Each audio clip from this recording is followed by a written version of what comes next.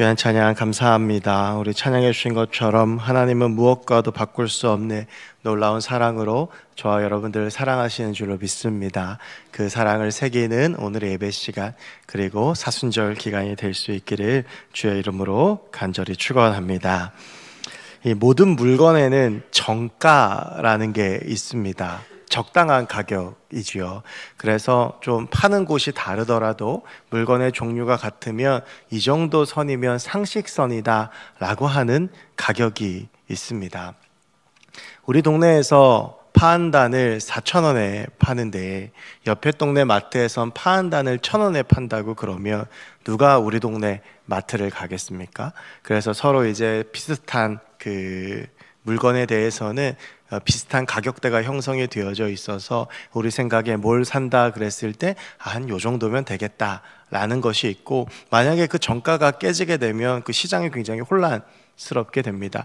얼마 전에 제가 그 신문 기사를 봤는데 그 다이소에서 그 건강보조식품을 아주 싸게 내놓았다가 한 2주 만에 철수했다라고 하는 그런 기사를 봤는데 아마 제약회사들에서 많이 항의를 했던 것 같습니다. 이제 그게 정가라고 하는 것이죠. 근데 대한민국에 정가가 없는 게 하나 있습니다. 가격이 천차만별 다른 게 하나 있는데 그게 집입니다. 그래서 이제 한국에는 부동산 문제가 굉장히 심각해서 제가 이제 몇 달째 청년부 설교도 가고 청년들하고 좀 같이 하는 시간이 많이 있는데, 이제 청년들이 결혼을 앞두고 제일 많이 하는 고민 중에 하나가 이제 집에 대한 문제들이더라고요.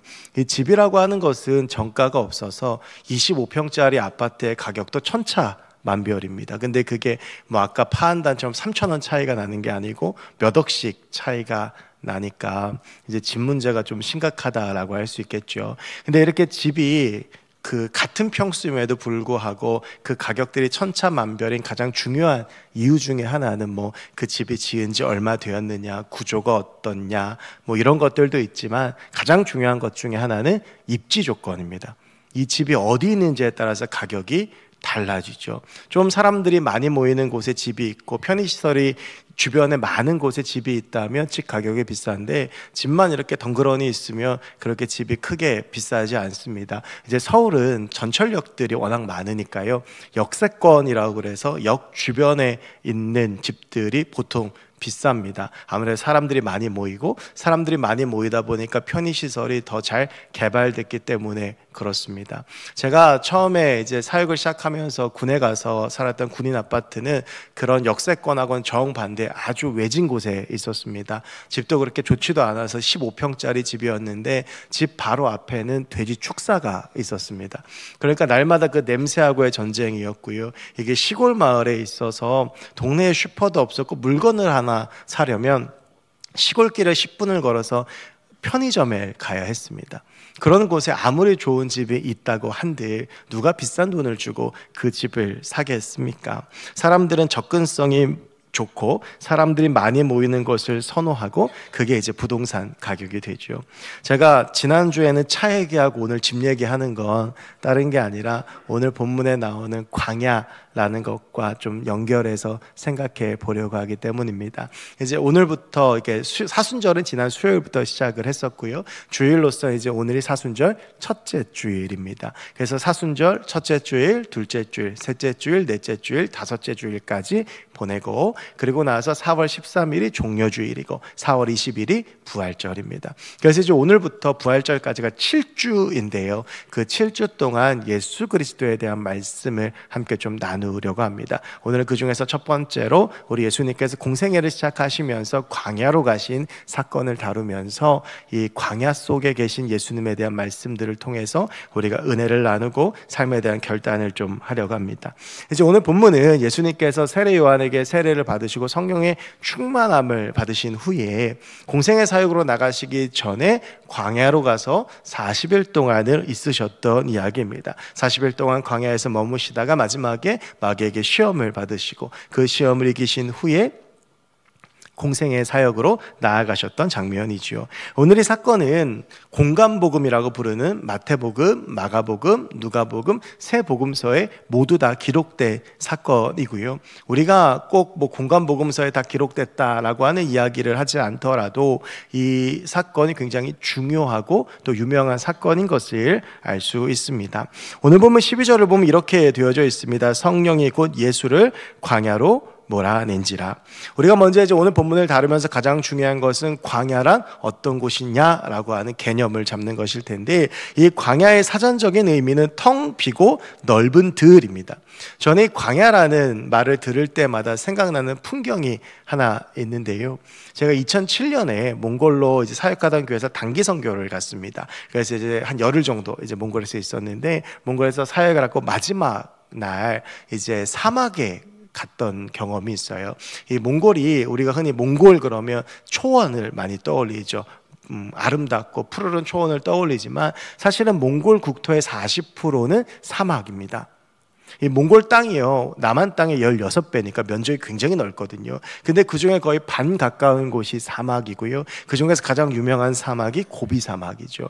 이제 날씨가 따뜻해지는 3월이 됐습니다. 3월이 되면 날이 따뜻해서 좋긴 하지만 우리 가운데 불청객도 찾아오는데 황사입니다. 근데 이 황사의 근원지는 뭐 중국의 공장들 이렇게 얘기하지만 사실은 몽골의 그 사막에서부터 시작이 되어집니다. 근데 제가 이제 그 몽골 사막에 가서 그 사막을 좀 체험하는 시간이었습니다. 그래서 그 전에는 테를즈라고 하는 푸른 초원에 가서 그 아름다움을 누리다가 그 사막에 갔는데요. 그 사막에 끝도 없이 펼쳐진 그 땅에 모래만 가득하고 아무것도 없고 사람이라고 우리 팀만 있는 그 속에서 여기서 살면 어떻게 살까라는 생각을 했었거든요.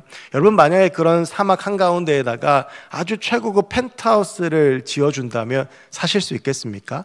근데 저는 보통 이러면 다 못 산다고 그럴 줄 알았는데 1부 때 어떤 분이 앞에서 너무 격하게 고개를 살 수 있다고 흔드셔가지고 제가 그 순간 당황을 해가지고 오늘 1부 때 설교를 하다가, 근데 보통 살기는 쉽지 않죠. 아무리 좋은 집이어도 좀 이제 한계가 있겠죠. 주변에 아무것도 없고 아무도 없이 거기서 혼자 살아야 한다면. 그래서 저는 광야 그러면 이제 그 사막이 떠오르거든요.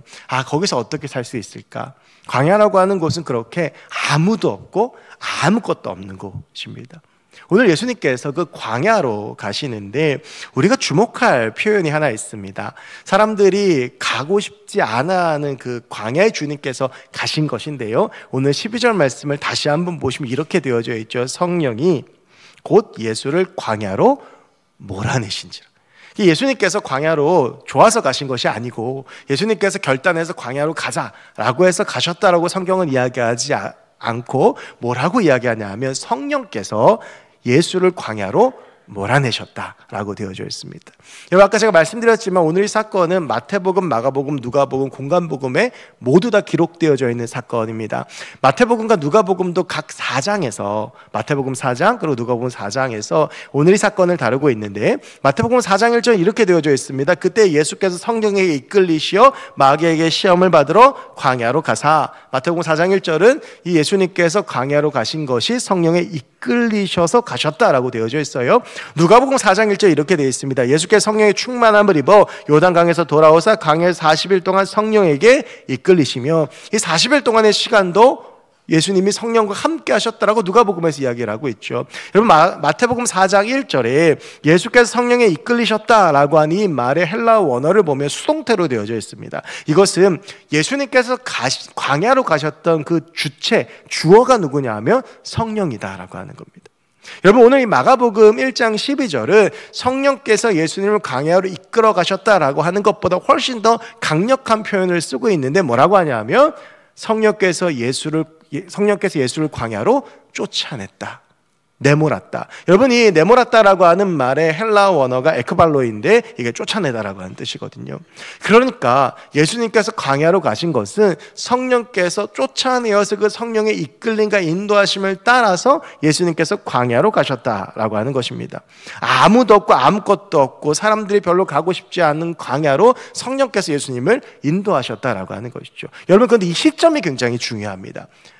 마태복음도 그렇고 마가복음도 그렇고 누가복음도 그렇고 오늘 이 사건 전에 나타나는 사건이 동일합니다. 한 사건을 경험한 다음에 예수님께서 성령의 이끌림을 받아 광야로 가셨는데 그 사건이 무엇이냐 하면 요단강에서 세례 요한에게 세례를 받으신 사건입니다.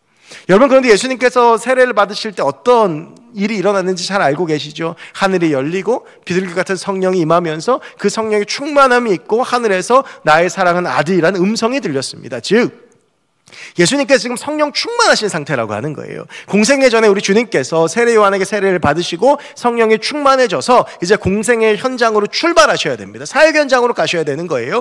여러분, 성령 충만한 상태에서 이 사역의 현장으로 가면 얼마나 많은 열매들이 있겠습니까? 성령 충만한 상태에서 사람들을 만나면서 치유의 기적도 일어나고 말씀을 전하는 사람들이 변화되는 기적도 일어나고 하루, 이 3년이라는 시간이 짧잖아요. 하루가 아까워서 빨리 예수님께서 이 사역을 감당하셔야 되는데 그때 성령이 예수를 어디로 인도하냐 하면 광야로 인도하셨다라고 하는 거예요. 여러분, 우리 안에 성령이 충만하고 우리 안에 할 수 있는 능력들이 있어도 주님께서는 때론 우리를 광야로 인도해 가십니다. 그렇다면 왜 예수님께서는 성령의 인도하심을 따라 광야로 가셨는가? 왜 성령은 예수 그리스도를 광야로 인도하셨는가? 여기에 대한 답을 두 가지 찾아보려고 합니다. 하나는 오늘 이 마가가 극단적인 표현을 사용한 이유와 연관이 있는데요. 여러분, 오늘 예수님께서 이 광야로 가시는 것은 성령께서 하신 것이죠. 예수님의 의지나 예수님의 마음에 대해서는 오늘 마가는 다루지 않습니다. 다만 마가는 성령께서 내몰아 가시고 마태는 성령께서 이끌어 가시니 예수께서는 광야로 가셨다라고 기록을 하고 있습니다. 여러분, 사실은 사람이 광야로 가서 40일 있는다라고 하는 것은 대단한 결단이 필요한 일인데 그 일들에 대해서 모든 복음서들은 딱 한 절씩만 기록하고 있습니다. 그것은 성령의 이끌림과 성령의 내몰아내심에 예수님께서 아무 말 없이 순종하셨다라고 하는 것입니다. 여러분, 예수님께서 광야로 가신 것은 바로 순종을 의미하는 것인데 이것이 예수님께서 공생의 사역을 시작하시기 전에 보여지는 것은 예수님께서 공생의 사역 가운데 하셨던 모든 행위들은 다 순종의 열매였기 때문입니다. 예수님의 공생애를 한마디로 요약하자면 순종의 길입니다. 여러분, 그 예수님의 순종을 가장 잘 보여주는 장면은 어디냐면 겟세마네 기도입니다. 우리 주님께서 잡히시던 날 밤에 제자들과 함께 떡을 나누고 나서 제자들과 함께 겟세마네로 가시죠. 여러분, 내가 만약 내일 죽는다라면 오늘 어떤 마음이 드시겠습니까? 제가 이번 주간에 새벽기도 설교를 하면서 그런 말씀을 드렸습니다. 제가 우연히 어떤 프로그램을 봤는데 거기에 이제 미국 교도관의 이야기가 나와요. 우리나라는 지금 실질적으로 사형을 집행하진 않지만 미국은 여전히 사형을 집행하는 주들이 많거든요. 여러분, 그래서 이제 이 사형을 집행하는 방법도 제각각인데 이 사람이 이제 알고 있는 그 교도소는 그 사형 당하는 날 아침까지 이야기해 주지 않는데요. 그리고 다음날 아침에 새벽 일찍 접견을 가자고 말을 하면 사형수들이 눈치를 챈답니다. 그래서 이제 이 살던 그 수용실에서 사형 장소까지 가는데 그렇게 먼 거리가 아닌데 그 거리를 걸어가지를 못한대요.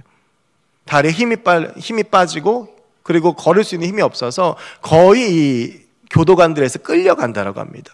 여러분, 우리도 오늘 내가 죽는 것을 안다면 혹은 내일 죽는 것을 안다면 그런 마음이지 않을까요?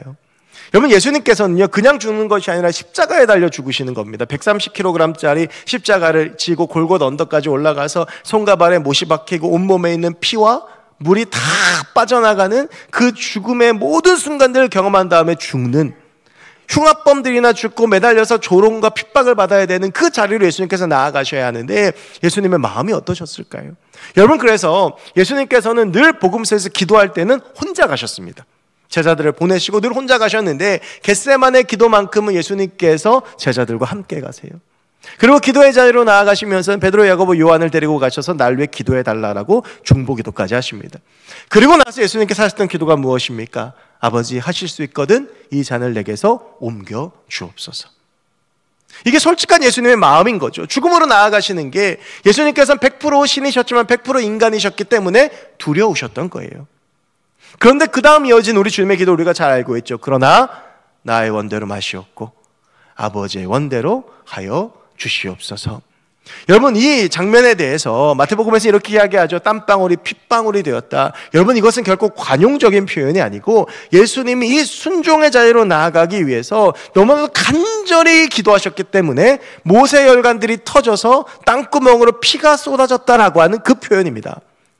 여러분, 우리 주님께서는 그렇게 순종의 자리로 나아가셨는데 우리 주님께서 그렇게 순종하셨던 이유는 무엇입니까? 우리를 사랑하시기 때문입니다. 우리를 사랑하시고 우리를 구원하셔야 되기 때문에 그 십자가의 자리로 나아가셔야 했고, 그렇기 때문에 주님은 철저하게 성부 하나님께 순종하며 그 자리로 한 걸음 한 걸음 나아가신 것입니다. 여러분, 오늘 광야로 나아가시는 예수님의 발걸음은 무엇을 보여주는 것이냐 하면 아무도 가고 싶어하지 않는 곳, 누구도 없고 아무것도 없는 그곳 가운데 나아간 예수의 순종이 결국 십자가로 나아가는 예수님의 삶을 보여주는 것이죠. 오늘의 광야 사건은 하나님께서 우리를 얼마나 사랑하시는지, 그래서 예수님께서 그 사랑으로 순종하셨어야 함을 보여주는 사건이다라고 하는 것입니다. 여러분, 우리 주님께서는 그렇게 저와 여러분들을 사랑하셨습니다. 그리고 그 사랑으로 십자가를 지신 것이 바로 예수님의 삶, 순종의 삶이자 순종의 길이었다라고 하는 것이죠. 여러분, 우리가 이 사순절 기간 동안 예수님의 그 십자가의 사랑을 우리의 마음 가운데 새기길 원합니다. 우리를 사랑하시기 위해서 광야로도 가셨고, 우리를 사랑하시기 위해서 인간의 몸을 입으셨고, 우리를 사랑하시기 때문에 십자가의 길로 걸어가셨던 우리 주님의 그 순종을 기억하면서 우리 주님의 그 순종을 배워나가는 저와 여러분들이 됐으면 좋겠습니다. 우리 주님께서 십자가를 지기 전에 제자들에게 이렇게 말씀하셨습니다. 이에 예수께서 제자들에게 이르시되 누구든지 나를 따라오려거든 자기를 부인하고 자기 십자가를 지고 나를 따를 것이니라. 우리가 주님의 순종을 보며 감사하고 주님의 사랑을 보며 감사하지만, 그런데 우리 가운데 주어진 사명은 무엇이냐 하면 우리도 순종해야 한다라고 하는 것입니다. 여러분, 이 사순절이 순종의 열매들로 채워지는 아름다운 시간들이 되었으면 좋겠습니다. 철저히 순종하기로 결단하고 순종하시는 기간이 되셔서 나의 뜻, 나의 계획, 나의 모든 것 부인하고 주의 십자가 앞에 내려놓고, 주님께서 광야로 보내시면 광야로 가고, 주님께서 십자가를 지라 하시면 십자가를 지고, 주께서 원하시는 길로 나아가서 그럴 때에 주께서 이루시는 하나님의 열매를 경험할 수 있는 저와 여러분들이 됐으면 좋겠습니다. 우리 주님께서 성령의 이끌림 받아 광야로 가셨을 때 순종함으로 마귀의 시험에서 이기셨고요, 우리 주님께서 순종함으로 십자가를 지셨을 때 우리 가운데 구원의 역사가 일어났습니다. 우리가 순종할 때에도 하나님은 놀라운 역사를 우리 가운데 보여주실 줄로 믿습니다. 여러분, 우리 성령께서 예수님을 광야로 이끄신 두 번째 이유는 오늘 13절 말씀에 좀 주목해야 알 수 있습니다. 오늘 13절 말씀을 보시면 광야에서 40일을 계시면서 사탄에게 시험을 받으시며 들짐승과 함께 계시니 천사들이 수종들더라 라고 하는 말씀이 나오죠. 여러분, 이제 오늘 말씀 마가복음 1장 13절을 보면 제가 계속 강조했지만 마태복음하고 누가복음에도 이 사건을 다루고 있거든요. 그런데 마태복음과 누가복음엔 없는 한 단어가 오늘 13절에 나옵니다. 무엇이냐 하면 들짐승입니다. 여러분, 우리 주님께서 광야에서 계시는 동안 누구와 함께 있었냐? 아무것도 없고 누구도 없잖아요. 그 가운데 들짐승들과 함께 했다라고 하는 겁니다. 여러분, 이 들짐승은요, 우리가 그냥 건조하게 이렇게 활자로 보지만 사실은 되게 무서운 겁니다. 여러분, 만약에 분성산을 걷다가 갑자기 들짐승이 나타난다면 어떤 마음이 드시겠어요? 제가 이제 서울에서 살던 곳에 이제 가까운 곳에 북한산 둘레길이 있습니다. 그러면 이제 거기를 교회에서도 자주 가고 해서 그 이제 북한산을 이렇게 걷는 길이거든요. 그런데 한 번씩 그 산에 입산이 통제가 될 때가 있어요. 여러 가지 이유, 기상 이유 때문도 있고 여러 가지 이유가 있지만 주된 이유 중에 하나가 들개 때문입니다. 그러니까 유기견들이 산으로 몰려가서 집단이 일어서 들개가 되는 거예요. 그런데 들개가 굉장히 사납습니다. 사람도 공격하고 뭐 짐승들도 공격하고, 그러니까 들개 무리가 출몰됐다 그러면 그 산이 입산이 중지가 됩니다. 여러분, 예수님 가셨던 광야에 아무도 없는데 누가 있었냐면 들짐승들이 있었어요. 그런데 오늘 1장 13절을 보면 예수님께서 그 들짐승들과 함께 계셨다라고 되어져 있습니다. 이게 어떤 의미일까요? 여러분, 저는 오늘 1장 13절의 말씀을 묵상하다가 생각났던 아주 오래된 찬송가가 생각이 났습니다. 우리 찬송가에는 없습니다. 이 어린이 찬송가에 있는 건데 혹시 어떤 찬송인지 좀 짐작이 되십니까? 1부, 2부는 다 맞추셨습니다. 사막에 샘이 넘쳐 흐르리라입니다. 사막에 샘이 넘쳐 흐르리라, 이 찬송가를 보면 그 마지막 가사에 이런 말이 있죠. 사자들이 어린 양과 뛰놀고 어린이도 함께 뒹구는 참 사랑과 기쁨의 그 나라가 이제 속히 오리라. 여러분, 이게 원래는 이사야 11장 6절에서 8절까지 나오는 말씀입니다. 여러분, 우리 주님께서, 우리 하나님께서 처음에 지으신 창조 공간, 그 에덴 동산은 어떤 곳이었냐 하면 들짐승과 사람들이 함께 뛰노는 곳이었습니다. 사자들이 어린 양과 함께 뛰놀고 어린이도 함께 뒹굴면서 뱀의 굴에 손을 넣어도 뱀이 물지 않는 곳이 하나님께서 지으셨던 에덴 동산이었어요. 여러분, 그런데 그 에덴 동산이 망가지고 파괴됩니다. 인간의 죄 때문입니다. 인간의 죄 때문에 에덴 동산이 파괴되면 서로 적대하게 됐고 들짐승과 인간은 어울릴 수 없는 존재가 되었던 것이죠. 하나님의 창조의 질서가 무너지고 하나님의 창조의 공간이 무너진 거예요. 여러분, 그런데 예수님께서 황량하고 아무것도 없는 광야에 가셨습니다. 여러분, 그런데 그 예수님께서 광야에 계시니 그 황량했던 공간이 어떻게 바뀝니까? 에덴 동산처럼 바뀌는 거예요. 예수님께서 계시니 인간과 들짐승들의 화해가 이루어지고 인간과 들짐승들이 함께 있는 공간으로 바뀌는 겁니다.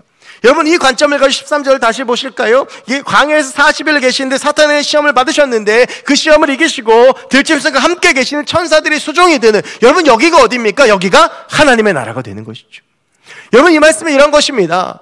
인간의 죄 때문에 시작된 지옥 같은 세상이 예수 그리스도가 계시면 아무것도 없는 황량한 광야일지라도 하나님의 나라로 바뀌어지는 것입니다.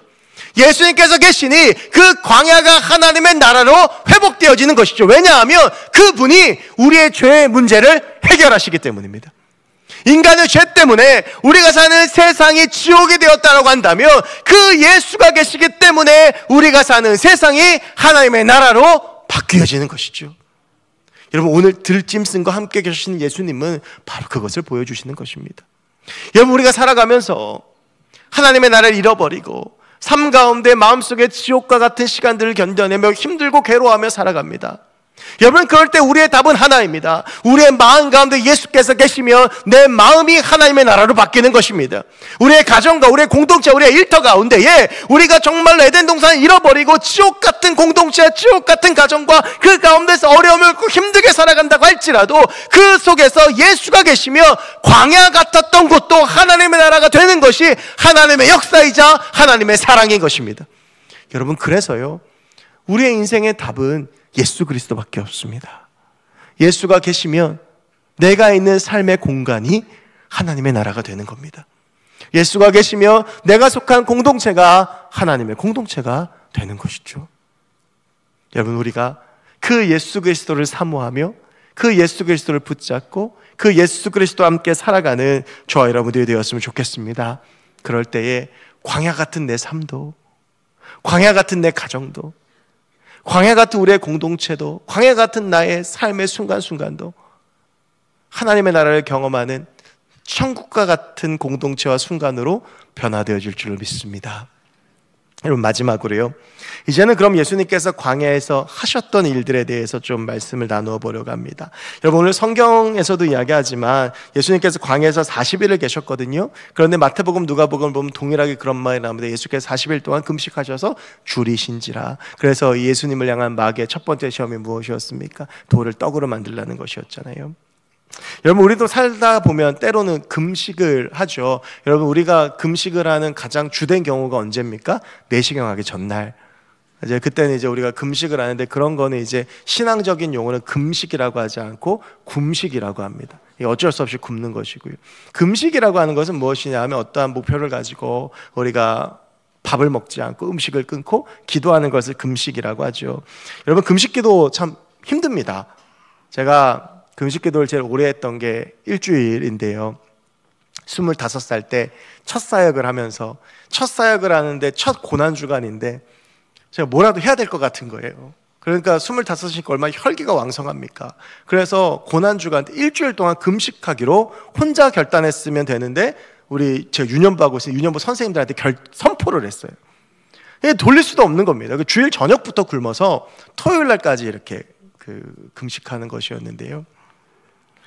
딱 하루 지나니까 너무 힘들어서 못하겠더라고요.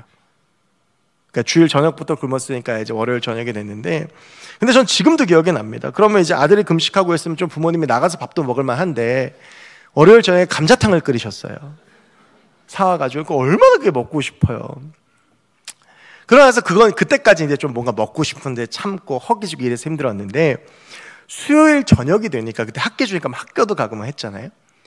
수요일 저녁이 되니까 제가 무슨 생각을 했냐 하면, 아, 이러다 죽는 거구나. 한 3일을 밥을 안 먹고 있으니까 몸에 기운이 하나도 없고요. 수요일날 밤에 자면서 내일 내가 눈을 못 뜰 수도 있겠다, 이 생각이 진짜 드는 거예요. 그런 경험이 처음이었거든요. 여러분, 그래서 저는 인생 살면서 제가 부활절을 가장 애타게 기다렸던 것이 그때입니다. 그러니까 금식이 끝나는 날. 여러분, 그래서 부활의 기쁨을 느끼고 싶으시면 이번 고난주간 일주일 동안 금식 한번 해보십시오. 그러면 부활절의 기쁨이 충만할 겁니다, 그날 아침에. 여러분, 금식이라고 하는 것은 생명을 건다라고 하는 거거든요. 먹는다라는 행위가 상징하는 건 뭡니까? 생명을 유지하는 거잖아요. 근데 금식은 뭐냐 하면 내가 내 생명도 내어놓겠다라고 하는 겁니다. 그러면 여러분, 이 40일 금식 기도는 어떨까요? 저 일주일도 그렇게 힘들었는데 40일 동안 금식 기도는요, 이건 목숨을 건 행위입니다. 죽어도 된다는 거예요. 그렇다면 우리 주님께서 그렇게 40일 동안 금식하시면서 광야에서 무엇을 하셨는가? 우리 주님께서 그 광야에서 40일을 아무도 없고 아무것도 없는 그곳에서 목숨을 걸고 하나님을 독대하며 그분의 뜻을 구했습니다. 하나님을 기도한 거예요. 주님 앞에 나아간 겁니다. 여러분, 그래서 요단강에서 임했던 그 성령의 충만함이 예수님을 광야로 이끌었고, 그 광야의 시간 가운데에서 그 성령 충만한 주님께서 성령과 40일을 동행하며 하나님의 뜻을 구하고 하나님의 생각과 뜻을 그 산 가운데 채웠고, 그리고 나서야 비로소 공생애로 출발하셨던 것이죠. 여러분, 광야는 누구나 가고 싶지 않은 곳입니다. 아무것도 할 수 없고 아무도 없는 곳이기 때문이죠. 하지만 그렇기 때문에 그곳은 하나님께 집중할 수 있는 곳입니다. 여러분, 이스라엘의 광야가 그렇지 않았습니까? 이스라엘 백성들이 40년 동안 광야에서 경험했던 게 뭐예요? 하나님께서 만나를 주셔야 먹을 수 있고, 풀 한 폭이 나지 않는 광야에서 하나님께서 메추라기를 보내주셔야 고기를 먹을 수 있고, 하나님께서 주셔야 물을 마실 수 있고, 하나님께서 이기게 하셔야 승리할 수 있다라고 하는 그 경험이 40년 동안의 광야의 경험이었어요. 하나님은 그 40년 동안 이스라엘 백성들에게 알려주신 거예요. 넌 나 없으면 안 된다. 이스라엘의 40년은 그 하나님께 나아가는 시간이었습니다. 그 40년을 축약한 40일 동안 우리 주님께서 그 광야에서 아무것도 드시지 않으면서 하나님께서 주신 힘이 아니면 살 수 없음을 경험했던 것이죠. 여러분, 신약 성경에 이런 광야의 사건이 한 번 더 나옵니다. 갈라디아서 1장 17절부터 18절에 나오는 바울의 고백을 통해서 알 수 있는데, 바울이 다메섹 도상에서 예수 그리스도를 만나고 회심하고 난 다음에, 그리고 나서 그 행적을 스스로 어떻게 밝히냐 하면, 나는 아라비아로 갔다. 그 아라비아에서 3년 동안인데, 여러분, 아라비아가 그 당시 어떤 곳이냐 하면 아무것도 없는데 허허벌판입니다. 광야예요. 사도 바울이 3년 동안을 그 광야에서 있으면서 자기를 돌아보며 하나님의 뜻을 구하며 자신의 신념을 버리고 하나님의 뜻과 예수의 복음으로 자신을 채우는 시간들을 가지면서 하나님만 바라봤습니다. 그리고 나서야 비로소 그는 하나님께서 부르시는 자리에 가서 사역을 했던 것이죠. 여러분, 우리에게도 이렇게 하나님께 집중하는 광야가 필요합니다. 때로는 모든 걸 걸고 하나님께 집중해야 되는 거예요. 여러분, 사실 사도 바울은 뭐 금식했다라는 기록도 없지만, 근데 여러분 생각해보면 사도 바울처럼 활동적이고 열정 있고 이런 사람 아니에요? 그러니까 그리스도 믿는 사람들이, 그리스도인들이 많다는 얘기를 듣고 예루살렘에서 200km나 떨어진 다메섹으로 달려가잖아요. 여러분, 그랬던 사람이 3년 동안 아무것도 못하고 광야에만 있는다면 여러분, 그거는 고문 중에 고문입니다. 근데 그는 그 모든 것들을 내려놓고 그 시간 동안 하나님께 집중했던 거예요. 여러분, 때로 우리가 광야를 만나죠. 하나님 그 광야 가운데 우리에게 말씀하십니다. 그러니까 나를 쳐다봐라. 나한테만 집중해라. 여러분, 우리는 우리 스스로 광야의 시간들을 가져야 합니다. 그래서 아무것도 없고 누구도 없는 곳에서 하나님만 바라보고 독대하는 시간들로 우리가 나아가야 합니다. 그래서 하나님을 채우고 하나님의 은혜와 하나님의 사랑과 하나님의 말씀에 집중해야 되는 것이죠. 그래서 예수님도 공생애 전에 자신을 하나님 앞에 세우셨고, 사도 바울도 그 사역 시작 전에 자신을 하나님 앞에 세운 겁니다. 여러분, 우리의 삶이 참 바쁘지요. 바쁘게 사역합니다. 바쁘게 일합니다. 바쁘게 뛰어다닙니다. 그런데 그 중심 가운데 예수께서 계시지 아니한다면 아무런 소용이 없는 것이죠. 예수님도 사역 전에, 바울도 사역 전에 스스로 하나님 앞에 세우고 하나님으로 충만해지고 그 말씀에 집중하는 시간을 가지고 흔들리지 않은 중심을 가지고 나아가고 사역할 때에 그 사역 가운데 열매가 있었던 것입니다. 여러분, 우리도 우리의 삶을 하나님 앞에 세우고 하나님 앞에 집중해야 됩니다. 내 모든 것들을 걸고 하나님을 바라보면서 하나님과 함께 교제하며 하나님으로 충만해지고 주의 말씀에 집중해서 내 삶이 하나님께 온전히 향해져 있을 때에 그런 우리의 삶을 통해 하나님의 역사가 일어나는 것이죠. 여러분, 그런데 그러기엔 우리가 참 바쁘게 뛰어다닙니다. 여러분, 제가 이제 우리 교회에서 첫 사순절을 보내는데 제가 느끼는 건 뭐냐면, 그래도 우리 교회 사순절 참 열심히 잘 지킨다. 새벽기도도 평소보다 좀 많이 나오시고, 어제 전도한다고 이따 광고하겠지만 50명 넘게 오셔서 또 가서 전도하시고. 근데 제가 가장 감동받은 것은 어디냐 하면 유년부하고 소년부예요. 이 유년부 소년부 아이들이 이 사순절 달력이라는 게 있습니다. 매일 할 것, 하지 말아야 될 것이 있어요. 이번 주 금요일 날 그 과제가 뭐 씨앗을 심는 거였나 봐요. 그래서 이걸 아마 생명을 이렇게 피우는 걸로 해서 이렇게 부활절까지 키우는 건가 본데, 제가 다이소 가서 우리 교인들은 몇 명을 만났는지 모릅니다. 다 씨앗 사러 오신 거예요. 그래갖고 이거 다 씨앗 사가지고 뭐 했는데, 근데 이제 저희 아이가 소년부니까 이제 이렇게 보면 뭘 했냐 하면 사순절 동안 끊을 거, 안 할 거를 하나씩 올린 거예요. 그걸 이제 자기들이 만든 쓰레기통에 넣는 건데, 어떤 선생님은 40일 동안 그 좋아하는 믹스 커피를 먹지 않겠다. 대단한 결단이죠. 어떤 아이는 닌텐도를 40일 동안 안 하겠다. 또 핸드폰 게임을 지운 친구들도 있어. 무엇입니까, 여러분? 광야로 가는 거예요. 내가 좋아하는 거 끊고, 내가 하고 싶은 거 끊고, 하나님과의 관계되는 거 모든 것 다 금식하는 심정으로 끊고 하나님을 보는 겁니다. 여러분, 우리에게 한번 물어봤으면 좋겠습니다. 내가 정말 바빠서 하나님을 온전히 보지 못하는 겁니까? 바쁜 척 하느라 하나님을 보지 못하는 겁니까? 바쁘다고 하는데 할 건 다 해요. 성경 볼 시간이 없다는데 핸드폰은 2시간, 3시간씩 합니다. 하나님을 만날 시간 없다면서 사람 만나는 거 하루 종일도 합니다. 여러분, 우리는 바빠서 하나님께 집중을 하지 못하는 것이 아니라 바빠지려고 하고 바쁜 척을 하는 거죠. 여러분, 그럼 우리에게 필요한 공간이 어딘지 아십니까? 광야입니다. 여러분, 이 사순절 기간 동안 성령께서 예수를 광야로 내몰아 가셨듯이 우리 스스로도 광야로 좀 들어갔으면 좋겠습니다.